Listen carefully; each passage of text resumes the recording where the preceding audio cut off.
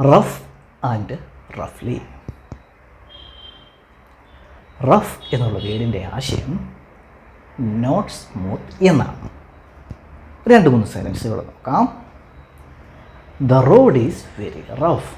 Road ഭയങ്കര റഫാണ് എന്ന് വെച്ചാൽ റോഡ് സ്മൂത്ത് അല്ല എന്നാണ് അതിൻ്റെ ആശയം. മീൻസ് കുഴികളൊക്കെ ഉള്ള റോഡാണ്.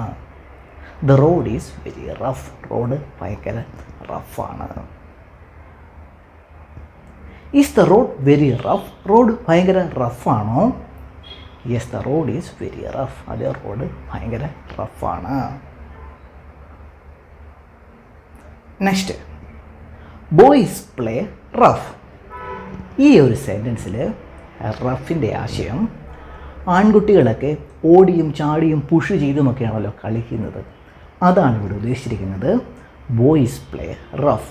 ആൺകുട്ടികൾ, ബോയ്സ് റഫായിട്ടാണ് കളിക്കുന്നത്. Boys play rough. Boys like to play rough. ആൺകുട്ടികൾക്ക് റഫായിട്ട് കളിക്കുന്നതാണ് ഇഷ്ടം.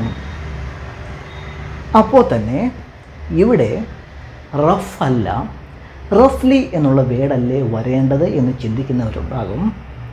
കറക്റ്റാണ്, റഫ്ലി എന്നുള്ള വേർഡാണ് വരേണ്ടത്. പക്ഷേ അമേരിക്കൻസ് ഈ ഒരു റൂള് ബ്രേക്ക് ചെയ്താണ് ഉപയോഗിക്കുന്നത്. അവർ റഫ്ലി ചേർത്ത് പറയാറില്ല, അവർ റഫ് എന്നേ പറയാറുള്ളൂ. ഇതിൻ്റെ കാരണം എന്തെന്ന് ചോദിച്ചാൽ കാരണമില്ല, അവർ റൂൾസ് ബ്രേക്ക് ചെയ്താണ് ഉപയോഗിക്കുന്നത്. Boys like to play rough. ബോയ്സിന് റഫായിട്ട് കളിക്കുന്നതാണ് ഇഷ്ടം. ഇവിടെ ഒരു അഡ്ജക്റ്റീവാണ് ആക്ഷനെ ഡിസ്ക്രൈബ് ചെയ്തിരിക്കുന്നത്. Next, do boys like to play rough. ബോയ്സിന് റഫായിട്ട് കളിക്കുന്നത് ഇഷ്ടമാണോ? Yes, boys like to play rough. അതെ, ബോയ്സിന് റഫായിട്ട് കളിക്കുന്നത് ഇഷ്ടമാണ്. Next, I had a rough day today. ഇവിടെ റഫിൻ്റെ ആശയം ഡിഫിക്കൾട്ട് എന്നാണ്.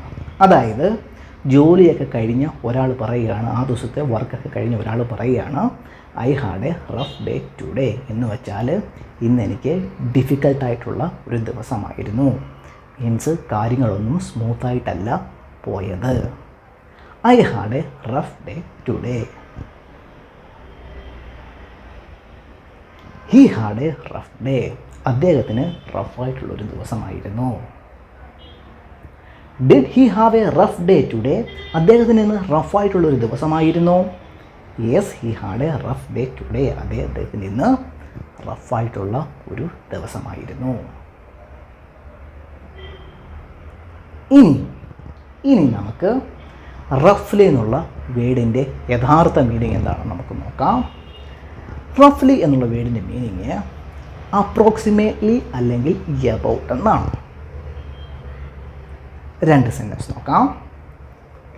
It's about 10 miles to the nearest hospital. അടുത്തുള്ള ആശുപത്രിയിലേക്ക് ഏകദേശം 10 മൈല് ദൂരമുണ്ട്. ഈ ഒരു സെൻറ്റൻസ് നമുക്ക് ഇങ്ങനെയും പറയാം. ഇറ്റ്സ് റഫ്ലി 10 miles to the nearest hospital. അടുത്തുള്ള ആശുപത്രിയിലേക്ക് ഏകദേശം 10 മൈല് ദൂരമുണ്ട്. അതായത് എബൌട്ട് എന്നുള്ള വേർഡിന് പകരമായിട്ട് നമുക്ക് റഫ്ലി എന്നുള്ള വേർഡ് ആഡ് ചെയ്ത് ഉപയോഗിക്കാം. ഇവിടെ റഫ്ലി എന്നുള്ള വേർഡിൻ്റെ ആശയം ഏകദേശം, അപ്രോക്സിമേറ്റ്ലി എന്നാണ്. പിടികിട്ടിയെന്ന് വിചാരിക്കുന്നു. Next, how far is it to the nearest hospital. അടുത്തുള്ള ഹോസ്പിറ്റലിലോട്ട് എത്ര ദൂരമുണ്ട്? ഈസ് ഇറ്റ് റഫ്ലി 10 miles. ഏകദേശം 10 മൈലാണോ? യെസ്, ഇറ്റ്സ് റഫ്ലി 10 miles to the nearest hospital. അതെ, അടുത്തുള്ള ആശുപത്രിയിലേക്ക് ഏകദേശം 10 മൈല് ദൂരമുണ്ട്. Next, these 2 things are not exactly the same but they are about the same. ഈ 2 വസ്തുക്കളും ഒരേപോലെയല്ല, പക്ഷേ ഏകദേശം ഒരേപോലെയാണ്. ദീസ് 2 things ആർ റഫ്ലി ദ സെയിം. ഈ 2 വസ്തുക്കളും ഏകദേശം ഒരേപോലെയാണ്.